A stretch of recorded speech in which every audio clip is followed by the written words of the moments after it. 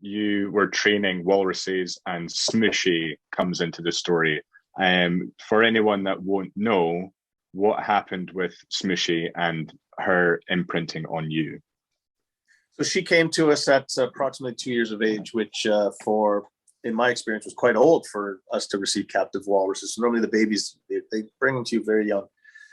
And so 2 walruses were delivered to us. Now, when we assess their health, we have to put a needle in their spine and draw some blood, try to get an assessment, send it to a laboratory. Well, we were doing that on one of the two, so not Smooshi, in fact, the other one. And while we were wrestling her down, so bear in mind, she's about, a little over 200 pounds at that point, but it still takes 4 or 5 guys, humans of great proportions to try to hold these animals down, because despite the fact that they may only weigh 200 pounds, it's 200 pounds of muscle you've not known. So it does take quite a crew to hold them down. While we were doing this and trying to hold down the one walrus, while we were trying to draw blood from her, Smooshi was becoming quite agitated, and her 200 pounds was becoming quite disruptive, trying to climb us and the scene and whatnot. So I elected to abandon myself as a weight on the one walrus and try to coerce her to get away from the scene.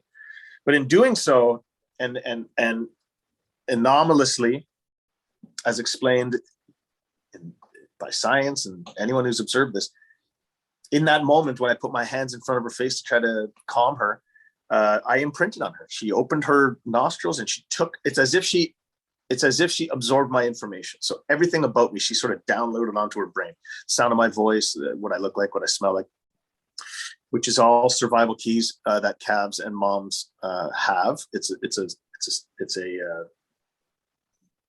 evolutionary tool so that animals can recognize each other in herds of thousands and tens of thousands, even. Right? You've got a mother and calf that need to be bonded and to stay and protect. And to be protected. So, this imprint is something that happens. What's odd is that it happened at 2 years of age, and that it happened on a human to a walrus. Mm-hmm.